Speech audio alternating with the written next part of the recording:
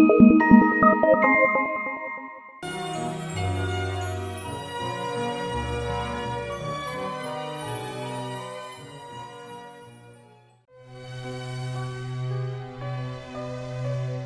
கிராமத்தில் மேகு என்ற ஒரு ஏழை வாழ்ந்து வந்தான். அவன் ஏதாவது ஒரு வழியில் சம்பாதித்து முன்னேற ஆசைப்பட்டான். அதற்கு அவன் எத்தனையோ வழிமுறைகளை கையாண்டும் அது நடக்கவில்லை. இறுதியாக மற்றவர்கள் சொன்னதை வைத்து அவன் ஒரு முடிவுக்கு வந்தான். ஒரு பூதத்தை அவன் கட்டுப்பாட்டிற்குள் கொண்டு வந்தால் அவனுடைய எண்ணம் நிறைவேறும் என்று எண்ணினான். இந்த அகோர சிந்தனையுடன் அவன் அந்த பூதத்தை தேடிச் சென்றான். ஆனால் அவனால் கண்டுபிடிக்க முடியவில்லை. அந்த சமயம் அவனுக்கு ஒரு எண்ணம் தோன்றியது. ஒரு முனிவரை கண்டால் பிரச்சனை தீரும் என்று எண்ணினான். உடனே ஒரு முனிவரை தேட ஆரம்பித்தான். ஒரு நாள் அவன் வழியில் சில மரம் வெட்டுபவர்களை சந்தித்தான். ஐயா, நீங்கள் தினமும் காட்டிற்குள் செல்கிறீர்களே, ஏதாவது முனிவரை கண்டதுண்டா? ஆமாம், ஒரே ஒரு முனிவர் காட்டிற்குள் இருக்கிறார். மேகு காட்டிற்குள் வேகமாக சென்றான்.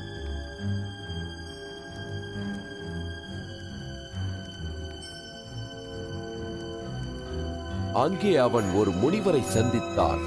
அவருடைய நரைத்த தலைமுடியும் முதுமையும் அவனை வியப்புக்குள்ளாக்கியது. முனிவர் அவரது கண்களை திறக்கும் வரை அவன் காத்திருந்தான். ஐயா, தாங்கள்தான் எனக்கு கடவுள். நீங்கள் தான் எனக்கு உதவ முடியும். ஏன், என்ன ஆயிற்று உனக்கு? நீ யார் மகனே? உனக்கு என்ன வேண்டும்? ஐயா, நான் ஒரு பரம ஏழை. எனக்காக வேலைகளை செய்ய ஒரு பூதம் வேண்டும். எப்படி அதை பிடிப்பது என்று எனக்கு கூறுங்களேன். அதை கேட்ட முனிவர் மிகுந்த கோபமுற்றார். ஆனால் அதை கட்டுப்படுத்திக் கொண்டார். உன்னை நீயே வருத்திக் கொள்ளாதே மகனே. உனது இந்த எண்ணங்களை விட்டுவிட்டு நீ இல்லத்திற்கு செல். மேகுவிற்கு அது பிடிக்கவில்லை.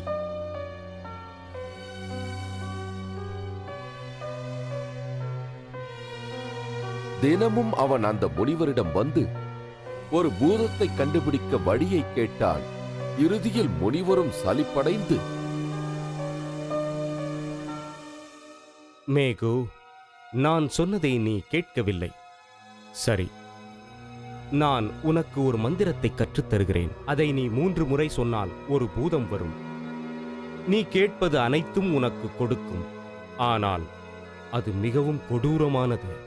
நீ அதற்கு வேலை கொடுக்கவில்லை என்றால் அது உன்னை விழுங்கிவிடும். மறக்காதே, நீ அதற்கு வேலை கொடுக்கவில்லை என்றால் அது உன்னை விழுங்கிவிடும். அவ்வளவுதானே? நான் அதற்கு வேலை கொடுத்து கொண்டே இருக்கிறேன். முனிவர் அந்த மந்திரத்தை கற்றுக் கொடுத்தார். மேகு மிகவும் தூரத்தில் இருக்கும் ஒரு இடத்திற்கு சென்று அந்த 3 மந்திரங்களையும் உச்சரித்தான்.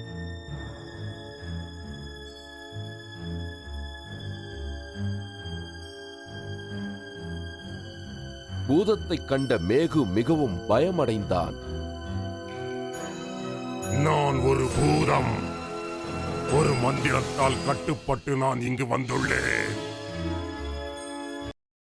நீ எனக்கு வேலை கொடுத்துக் கொண்டே இருக்கவில்லை என்றால் நான் உன்னை விழுங்கி விடுவேன். வணக்கம். நீ எனக்கு ஒரு மாளிகை கட்டித்தா. அந்த பூதம் தனது கரங்களை அசைத்தவுடன் அங்கு ஒரு அழகான மாளிகை தோன்றியது.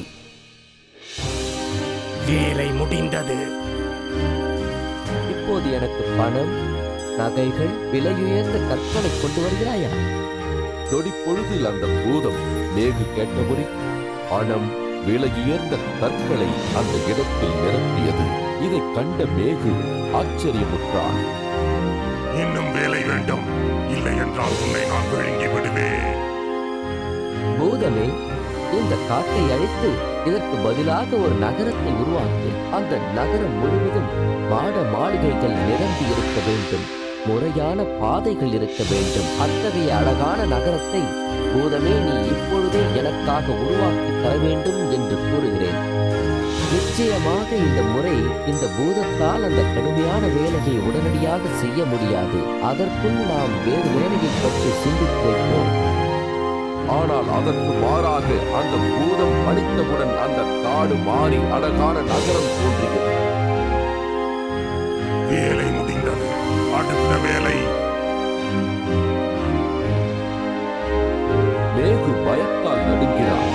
அவனால் அந்த பூதத்துக்கு அடுத்த வேலையை கொடுக்க முடியவில்லை. இன்னும் எனக்கு வேலை வேண்டும். இல்லை என்றால் நான் உன்னை விழுங்கி விடுவேன்.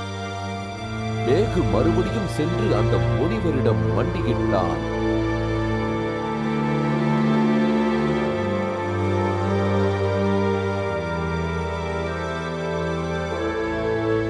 என்ன வேண்டும்?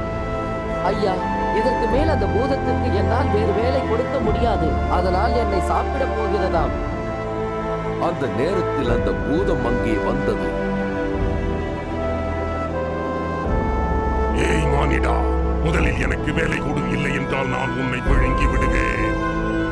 ஐயா, என்னை காப்பாற்றுங்கள். அந்த பூதத்திடமிருந்து என்னை காப்பாற்ற உங்களால் மட்டும்தான் முடியும்.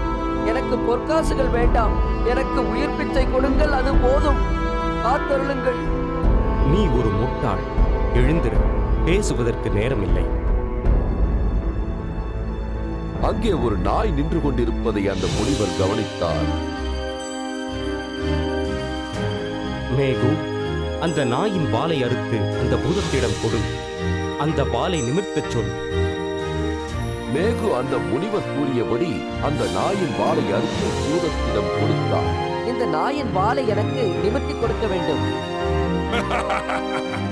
அந்த வேலையை நான் நொடிப்பொழுதில் முடித்து விடுவேன். தயாராகிரு. அடுத்த கணம் உனது உயிர் உன்னிடம் இல்லை. அதை நான் எடுத்து விடுவேன். உன்னை சாப்பிட்டு விடுவேன். அந்த நாயின் வாளை நிமிர்த்த அந்த பூதம் கடும் முயற்சி செய்தது. ஆனால் அந்த பூதம் அந்த நாயின் வாளை நிமிர்த்த முடியவில்லை. அந்த நாயின் வாளை நிமிர்த்துவதற்காக அந்த பூதம் எவ்வளவோ முயற்சி செய்தும் பலனளிக்கவில்லை.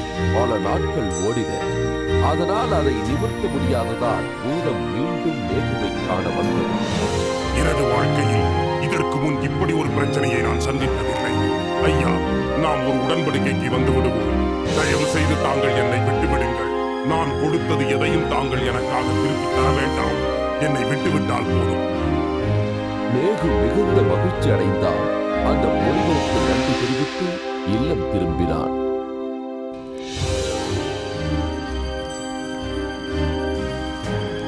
கதையின் கரு: எவரும் பொறாமைப்படக்கூடாது. எல்லோரும் உழைத்துதான் முன்னேற வேண்டும் என்பது இந்த கதையின் கருத்து. உலகத்தை ஒரே நொடியில் மாற்றிவிட முடியாது.